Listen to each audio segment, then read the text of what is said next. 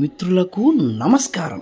మిత్రులారా, జమ్మూలోని రియాసీలో ఉగ్రవాదులు చేసిన దాడి గురించి మీకు తెలుసు. దాని మీద ప్రపంచం అంతా ఆల్ ఐస్ ఆన్ రియాసీ అనే ట్యాగ్ లైన్ను షేర్ చేస్తున్నారు. డచ్ నాయకుడు గీర్ట్ వైల్డర్స్ ఆ విషయం మీద స్పందించారు.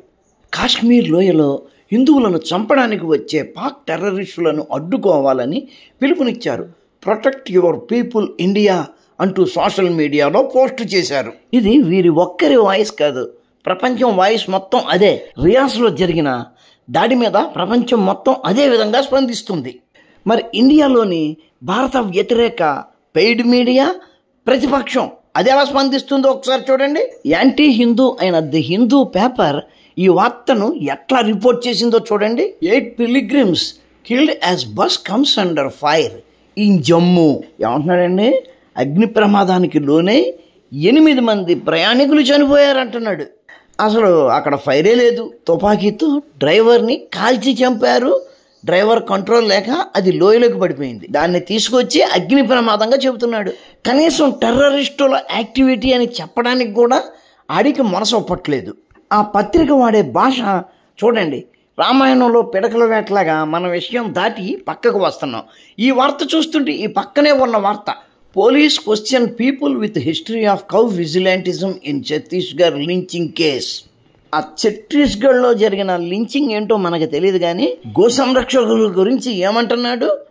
విజిలాంటిజం అంటే ఏమీ లేదండి. ఏదైనా ఒక తప్పు జరుగుతున్నట్టు తెలిస్తే అక్కడికి వెళ్ళి ఆ తప్పును ఆపి ఆ తప్పు చేస్తున్న వాళ్ళను నిర్బంధించి వాళ్ళ మీద చర్య తీసుకుంటూ ఉంటారు కదా, అటువంటి చర్యలను విజిలాంటిజం అంటున్నాడు. గోవులు అక్రమ రవాణా జరుగుతున్నప్పుడు దానిని ఆపుతారు కదా, అదే. ఛత్తీస్గఢ్లో ఇది కత్తిపోట్ల కేసులో హిందువులను ప్రత్యేకించి గో సంరక్షకులను పట్టుకుని విచారిస్తున్నట్టున్నారు. దాని గురించి ఇటువంటి పదజాలం వాడుతున్నాడు. ఇది యాంటీ హిందూ పత్రికల ప్రచార విధానం. ఇక యాంటీ ఇండియన్ కాంగ్రెస్ పరిస్థితి చూద్దాం.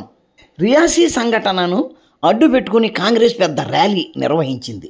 ఇంతకు ఈ ర్యాలీ కాంగ్రెస్ పార్టీ ఎందుకు చేసింది అంటే, Reasi terror attack exposes BJP's claim of piece in Kashmir అది చెప్పడానికి.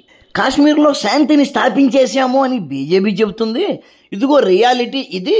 చూడండి, టెర్రరిస్టులు ఎంత విశృంఖలంగా తిరుగుతున్నారో, ఎట్లా దాడులు చేస్తున్నారో, ఇక్కడ శాంతి ఉన్నట్టా అని అడుగుతుంది. ఒక పక్కన మోడీ గారు ప్రమాణ స్వీకారం చేస్తుంటే రియాసీలో ఈ దాడి నిర్వహించారు టెర్రరిస్టులు. అదే సమయంలో ఎందుకు నిర్వహించారు అంటే, కాంగ్రెస్ నుంచి వారికి అభ్యర్థన వెళ్ళింది కాబట్టి ఆ టైంలో ఇటువంటి చర్యను చెయ్యండి అని కాంగ్రెస్ వారిని కోరింది, వారు చేశారు. ఇదే అంశం మీద అక్కడ ర్యాలీ నిర్వహించిన కాంగ్రెస్ నాయకుడు పవన్ ఖేరా ఏమంటున్నారంటే, ఓ పక్కన ప్రధానమంత్రి ప్రమాణ స్వీకారం చేస్తున్నారు, మరో పక్కన వరల్డ్ కప్లో పాకిస్తాన్ ఇండియా క్రికెట్ మ్యాచ్ ఆడుతున్నాయి.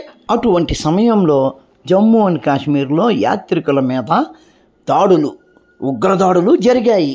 ఓ పక్కన క్రికెట్టు, ఓ పక్కన ఉగ్రదాడులు. ఇది సబబేనా అని ఆయన అంటున్నాడు. ఈ విషయం మీద ముందుకు వెళ్ళడానికి ముందు ఇక్కడ ప్యారలల్గా ఇంకో విషయాన్ని తీసుకొచ్చి రెండింటిని కలిపి చర్చించుకుందాం. ఉత్తరప్రదేశ్లోని ఒక హైవే మీద ఒక హీరో జేసీబీ మీద వెళ్తున్నాడు. అక్కడ టోల్ ట్యాక్స్లో వాళ్ళు టోల్ కట్టమని అడిగారు. దాంతో నన్నే టోల్ కట్టమంటావా అనుకుంటూ టోల్ ట్యాక్స్లోని కౌంటర్లను జేసీబీతో ధ్వంసం చేసి పారిపోయాడు.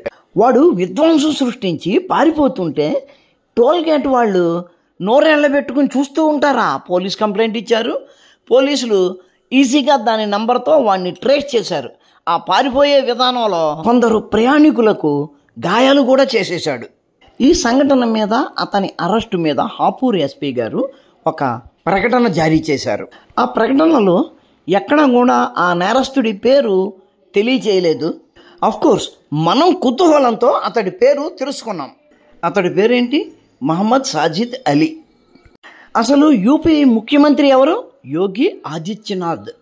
మరి ఆయన పాలనలో ఇటువంటి పనులు చేస్తే ఏమవుతాయి తెలియదా అతనికి? తెలిసే ఉంటుంది కదా. మరి తెలిసి ఇటువంటి పని ఎందుకు చేశాడు అంటే, కాంగ్రెస్ వారు ఇచ్చిన ధీమాతో చేశాడు. ఏఐతో అనేక ఫోటోలు, వీడియోలు తయారు చేసేశారు. ఎలాగంటే రాహుల్ గాంధీ గారు ప్రధానమంత్రి అయిపోయినట్టు ప్రమాణ స్వీకారం చేస్తున్నట్టు ఆయన వెనకాల బాడీ గార్డులతో వెడుతున్నట్టు ఏదో మీటింగ్కి ప్రధానమంత్రిగా హాజరవుతున్నట్టు రకరకాల ఫోటోలు వీడియోలు తయారు చేశారు. అవి చూసి పాపం మన ఎండి సాజిద్ అలీ గారు ఓహో మన రాహుల్ గాంధీ గారు ప్రైమ్ మినిస్టర్గా అయిపోయారు, ఇంకా మనల్ని పీకేవాడు ఎవడుంటాడు అనుకుంటూ ఆ పని చేసేశాడు. వెంటనే యోగి స్టైల్ ఆఫ్ అడ్మినిస్ట్రేషన్ రంగంలోకి వచ్చింది. అతన్ని అరెస్ట్ చేసి అతని జేసీబీని సీజ్ చేసేశారు. కాంగ్రెస్ వాళ్ళు చేసిన పని వలన వాడి జేసీబీ అంటే వాడి జీవనాధారం ఉళక్కి. ఈ వ్యక్తి అరెస్టును చూపిస్తూ ఐఎస్ఐఎస్ అప్పుడే ముస్లిం దేశాలలో అల్లరి చేసేస్తుంది. అదిగో మన ముస్లింల మీద భారతదేశంలో దాడులు జరుగుతున్నాయి అనుకుంటూ వాడు అక్కడ చేసిన పనిని దాచివేసి మళ్ళీ మన ఒరిజినల్ కథలోకి వచ్చేద్దాం. ఏంటి రియాసీ టెర్రర్ వల్ల బీజేపీ చెప్తున్నట్టు అక్కడ శాంతి ఉందని అదంతా హోళక్కి అదంతా బయటపడిపోయింది అని అంటారు. అంటే ఆర్టికల్ 370కి ముందు ఎప్పటిలాగా అప్పుడు సాధారణ ప్రజలు అక్కడికి వెళ్ళగలిగి ఉండేవారా? సాధారణ ప్రజలేంటి మిలిటరీ జవాన్లకు కూడా అక్కడ రక్షణ ఉండేది కాదు. దాంతో పోల్చుకుంటే ఇప్పుడున్నది ప్రశాంతత కాదా? అది ప్రశాంతతే కాదు అని కాంగ్రెస్ రాజ్యసభ ఎంపీ కపిల్ సిబాల్ గారు మనకి ముక్తాయింపు ఇస్తున్నారు. ఒక్కసారి చూద్దాం. रियासी में क्या हुआ? जम्मू में कितने लोग मारे गए? జమ్మూలోని రియాసీలో ఏం జరిగింది? యాత్రికులు చనిపోయారు. और अब खबर यह है, मुझे नहीं मालूम सही है कि गलत है, कि एलईटी का हाथ है, लश्कर तोयबा का हाथ है.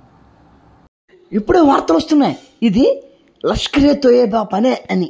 నా ఉద్దేశంలో అసలు ఆ దాడి జరగకముందే కాంగ్రెస్ అధిష్టానానికి తెలిసే ఉంటుంది అక్కడ ఒక దాడి జరుగుతుంది, దాన్ని జరిపింది లష్కరే తోయబాయే అని. పాపం ఈయనకి ఇప్పుడు తెలిసింది. 5 अगस्त 2019 में इन्होंने 370 हटा दिया. चलिए हटा दिया, उसका नतीजा क्या हुआ?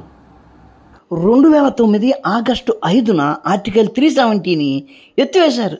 దాని ఫలితం ఏంటి? ఇదిగో ఇదే అని చెబుతున్నాడు. विवाद से कभी बात खत्म नहीं होती. मालूम है आज के दिन क्या हो रहा है?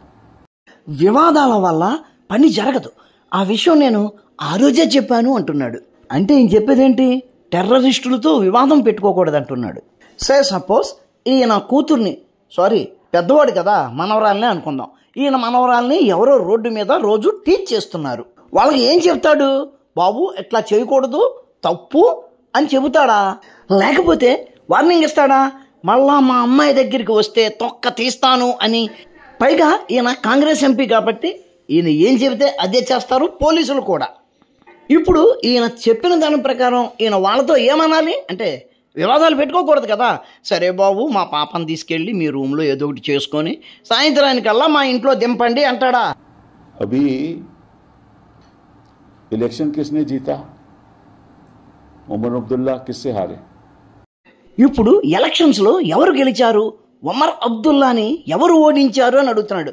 అంటే అతను జైల్లో ఉన్న టెర్రరిస్టు గెలిచాడు కాబట్టి అడుగుతున్నాడు. और वहां नारे क्या लगे? आजादी के नारे लगे. बोले कि 2019 के बाद 5 साल बीत गए और कश्मीर वैसा का वैसा है. 2019 వెళ్ళిపోయి 5 ఏళ్ళైంది, కాశ్మీర్ పరిస్థితి ఇంకా అలాగే ఉంది కదా అంటున్నాడు. 2019కి ముందు ఉన్నట్టే కాశ్మీర్ ఇంకా ఉందా? ఒక మనిషి, సాధారణ మనిషే కాదు, సైనికుడు కూడా కాశ్మీర్లోకి వెళ్ళడానికి గజగజ వణికే పరిస్థితులు ఆ రోజుల్లో ఉన్నాయి. దానిని ఈ పరిస్థితికి తీసుకొచ్చారు మోడీ గారు. ఇటువంటి టెర్రరిస్టులను తమ గుప్పెటలో ఉంచుకోవడం కోసం మళ్ళీ ఆర్టికల్ 370 తెస్తాము అని గుప్కర్ డిక్లరేషన్లో సంతకం పెట్టింది కాంగ్రెస్ పార్టీ. కాంగ్రెస్ పార్టీ వాళ్ళకి సపోర్టుగా ఉంది కాబట్టి ఈ రోజుకి ఇటువంటి టెర్రరిస్టులు అక్కడ ఇంకా బతికే ఉన్నారు. అక్కడ టెర్రరిజం ఇంకా బతికే ఉంది. आपने कश्मीर का दर्जा कम कर दिया. स्टेट हटाकर उनको union 2 union territory 3 union territory में बांट दिया.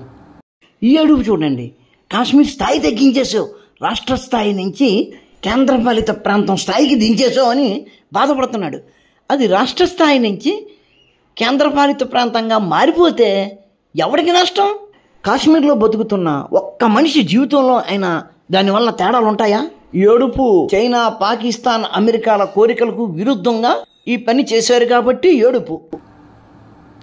और कोर्ट को कहते रहे, पार्लियामेंट में कहते रहे कि हम जल्द से जल्द चुनाव कराएंगे, और चुनाव नहीं कराते। क्यों नहीं कराते? కోర్టుకు చెప్పావు, పార్లమెంటుకు చెప్పావు, కాశ్మీర్లో ఎన్నికలు నిర్వహిస్తానని. ఎందుకు నిర్వహించట్లేదు? అక్కడ ఎన్నికలు నిర్వహించకపోతే దేశం అడుక్కుపోతుందా? అర్జెంటుగా సమయానుకూలాలు చూసుకుని ఖచ్చితంగా నిర్వహిస్తారు. जहां भी आप हाथ डालते हो वहीं कठिनाइयां आती. నువ్వు ఎక్కడ వేలు పెడితే అక్కడ కష్ట నష్టాలు వస్తున్నాయి అని ఈ పెద్ద మనిషి మోడీ గారిని అంటున్నాడు. అరే పుల్కా గారు, ఆయన ఎక్కడ ఏలు పెడితే అక్కడ కష్టాలు రావడం కాదు, ఎక్కడ కష్ట నష్టాలు ఉన్నాయో అక్కడ వేలు పెడుతున్నాడు, సరిదిద్దుతున్నాడు, అక్కడ కష్టాలు వస్తున్నాయి. ఎవరికి? మీకు. क्योंकि आपको देश को चलाने की वो सोच नहीं है. అసలైన మాట అన్నాడండి. నీకు దేశాన్ని పాలించే సామర్థ్యం లేదు అంటున్నాడు. ఎవరిని? మోడీని. నిజమే కదా, దేశ ప్రజలందరికీ ఆ విషయం తెలుసు. అందుకే అటువంటి ఓటేశారు. బాగా సమర్థుడు కాబట్టి రాహుల్ గాంధీ గారికి అంత పవర్ ఇచ్చారు. సుప్రీంకోర్టు లాయర్లు చాలా తెలివైన వాళ్ళు, కానీ భారతదేశ ప్రజలు మూర్ఖులండి. అందువల్ల అటువంటి ఎన్నిక ఇచ్చారు. ఈయన ఎట్లాగా మాట్లాడతాడు? ఈయన మాటలన్నీ కావాలంటే మనం తర్వాత సరదాగా చర్చించుకుందాం మిగిలినవి. ఇప్పుడు మనం ఖచ్చితంగా రియాసీలో జరిగింది, అట్లాగే టోల్ గేట్ వద్ద జరిగింది, ఈ రెండిట్లు ఇలా ఎందుకు జరిగాయి అన్న విషయం గురించి మాట్లాడుకోవాలి. ఈ రెండు ఎలాగే జరుగుతాయని రాహుల్ గాంధీ గారికి ఎన్నికల రిజల్ట్స్ రాకముందే తెలుసు.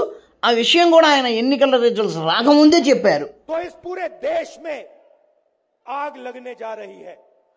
जो मैंने कहा याद रखो, ये देश नहीं बचेगा. जो मैंने कहा याद रखो, ये देश नहीं बचेगा.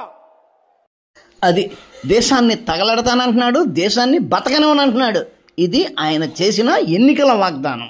ఎన్నికల ప్రచారం సీరియస్గా జరుగుతున్నప్పుడు మధ్యలో 2 రోజులు మాయమైపోయి యూరప్ వెళ్ళవలసిన అవసరం ఏముంది? America, China, Pakistan, Canada, Europe అందరితోటి టచ్లో ఉండి దేశాన్ని 10 సంవత్సరాలు వెనక్కి తీసుకెళ్లే బ్యాచ్తో కలిసి ఆలింగనాలు చేసుకుని వాళ్ళు చెప్పినట్టు చేస్తూ వాళ్ళ చేతుల్లో కీలుబొమ్మలుగా వ్యవహరిస్తున్నారు. ఈసారి ఓడిపోతే ఇటువంటి కార్యక్రమాలు చాలా నెరవేర్చడానికి ముందు నుంచి సిద్ధంగా ప్లాన్ వేసుకొని ఉన్నారు కాంగ్రెస్ వారు. మిత్రులారా చూడండి, ఈ రియాసీ కానీ ఆ టోల్ గేట్ వ్యవహారమే కాదు, ఇటువంటి రకరకాల ఇష్యూలు ముందు ముందు మనం చూడబోతున్నాం.